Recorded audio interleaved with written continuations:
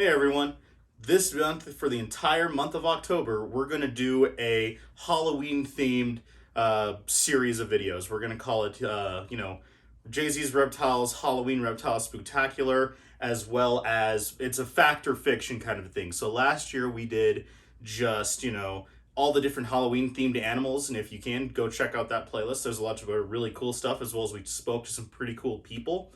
This year, we're going to do a fact versus fiction myth busting kind of a thing. So, we're going to talk about some of Hollywood's most iconic animal horror movies and talk about what animals really are like in the wild and some really cool, interesting things about the movies themselves, too. As well as we're also going to talk to quite a few people as well, and we'll throw this onto that full playlist as well. But starting off, because it's Jay-Z's Reptiles, what's the most famous, most iconic monster movie there is, right? And I think the choice is pretty obvious, just based on my little companion here, and that's the movie Anaconda, where J Lo and Ice Cube are somehow nature documentarians, along with Owen Wilson and a bunch of other cool star-studded cast, where they're essentially hunted by a pair of anacondas throughout the Amazon jungle. Well, there's a lot of things that are pretty obviously off about that movie, and we're going to talk a little bit about those right now. So, joining me today, we also have my great friend Troy, who's one of the primary reptile keepers at the Denver Zoo. We'll be talking a little bit about anacondas as well. So, obviously, the first thing about that is that, that the anacondas evidently, there's three or four of them, I guess. They're like 60, 80, 100 feet long or some crazy noise. And there's a whole bunch of crazy stuff going on with them. So we're just going to go through and debunk a couple things about that. Especially in the snake world, dimorphism or sexual dimorphism is where an animal differs in a physical characteristic between sexes, between male and female. And in snakes, it's usually size, right? So the female anaconda being the biggest snake in the world. And I use the word biggest because they get extremely long, but also extremely heavy, right? They say that green anaconda has potential to get up to 30 feet and be like 300, 400, 500 pounds. That is a massive snake. One has not been found that big in the wild in a very, very long time. But yeah, and then, so sexual dimorphism, male anacondas usually max out around 10 feet. They have the potential to get a little bit bigger than that. They definitely could, 12, 15 foot mark. But kind of 10 foot is a real max for them. And that's still a big snake. And especially a heavy bodied snake. So, as Troy put it, there is a lot of sexual dimorphism with anacondas, period. So, as he said before, male anacondas don't get very large. And so I could finally get around to introducing my boy here. This is Sir Mix-a-Lot. He featured last year for the Anaconda and Snake movie videos as well. But he is a male green anaconda. He is slow grown. He's a pain in the butt to feed. He only wants to eat birds. And so because of that, he's not very large. And he will not get very large. Yes, snakes have indeterminate growth and they all get around the same height, but he's not going to achieve that 9-10 foot range that a lot of green anacondas, if we were to power feed him like you would any other large constrictor, will achieve. So he's about 5-6 years old and he's close to 6 feet, but but he's really slowing down on growing in general. And he has a pretty good attitude in general too, although when he is done for the day, he is done for the day. So, with that being kept in mind, it's like a pair of anacondas, like a male and a female that are chasing them around the movies. Well, so obviously that can't be accurate because male anacondas, they don't get very big. Yeah, this is still like, a decent sized snake that I have here that's wrapped up my hand pretty well, but it's nothing like the monsters that are in that movie. Also, in that movie, they're just like indiscriminately just like taking out all of these people. And yeah, I mean, they could say like they're defending their nest or whatever, although anacondas are they're live bearers like all boas. And I think in the movie you see that there's a bunch of little baby anacondas moving around, but they don't have nests, so there's no territory or defending thing or anything like that. So they're not going to hunt and indiscriminately chase and eat people all the time. Yes, they're ambush predators and they're opportunistic predators as well, but they're not going to sit there and eat 3 jaguars and 9 film documentarians and 1 poacher all in like 4 days. It just doesn't happen, okay? Just absolutely period. And honestly, anaconda bites are no joke. No. instinctually or behaviorally how they constrict animals, because they usually utilize the water to help kill their prey.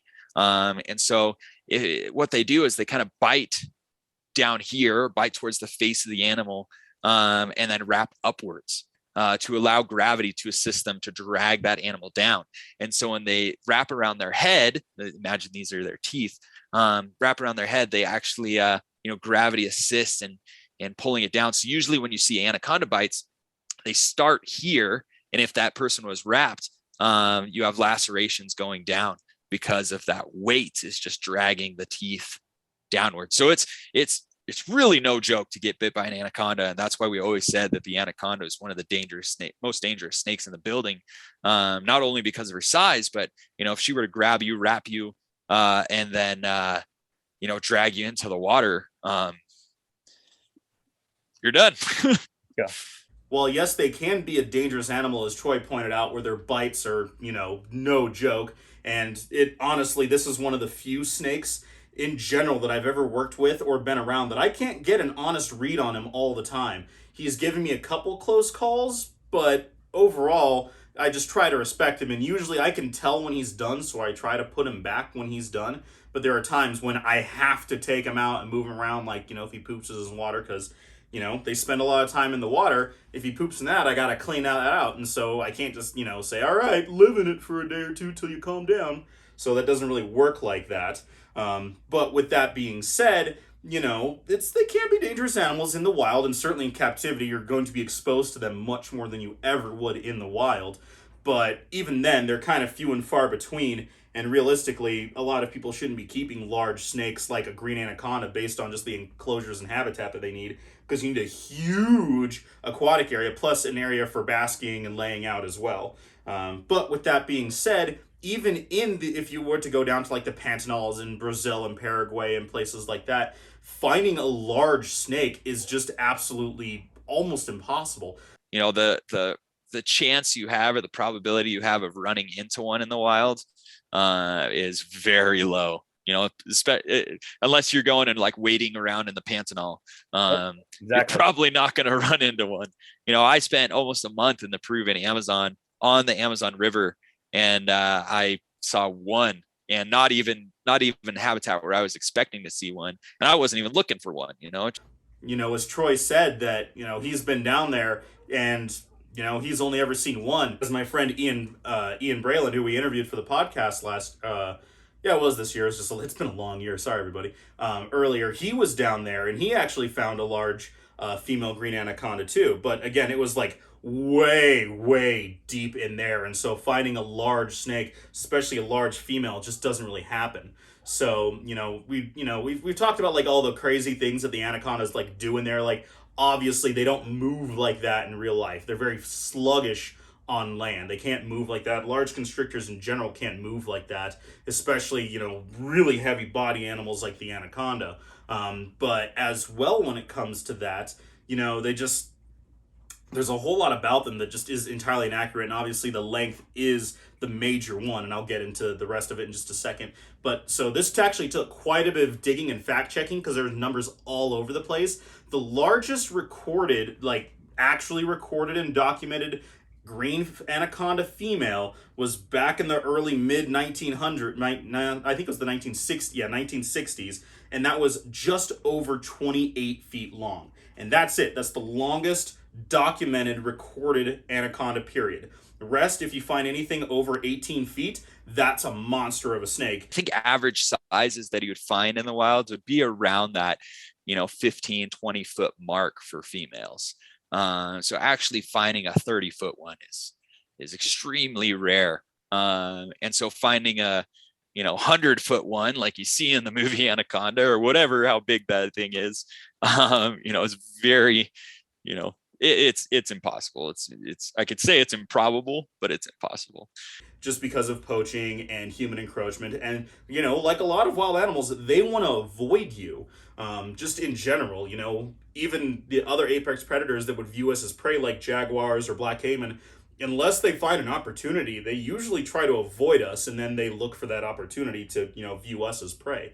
But even if you were stomping around in, the Pantanals of South America, the odds of finding one of these, let alone be snacked on by one, when compared to a black caiman or to a jaguar or any of the other animals in the Amazon, is very, very unlikely. And That's there's actually, very few records of people getting eaten by snakes. Um, it's very difficult for a big snake to eat a human because of our shoulders. They can definitely kill us. We've seen examples of that. We've read about examples of that.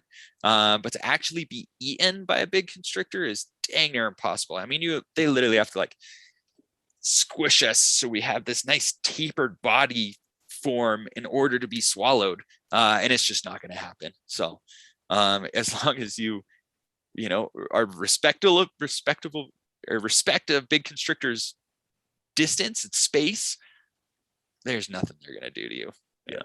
Some of the other things about them, like as I mentioned before, them moving very sluggishly. The reason why they're so aquatic is because the water helps support their weight. They're such heavy bodied animals where they can't like shoot across a warehouse floor like they do in the movie. It's, they're very sluggish. And he's very quick to strike, like anything that's mentioned before. I mean, obviously not compared to like a smaller snake. When they're on land, they're slugs. They could strike somewhat fast, but definitely not as fast as a small colubrid, small rattlesnake, things like that. I don't know if you've had a big, massive constrictor strike at you, but it's pretty slow. You can usually react quick enough to move out of the way.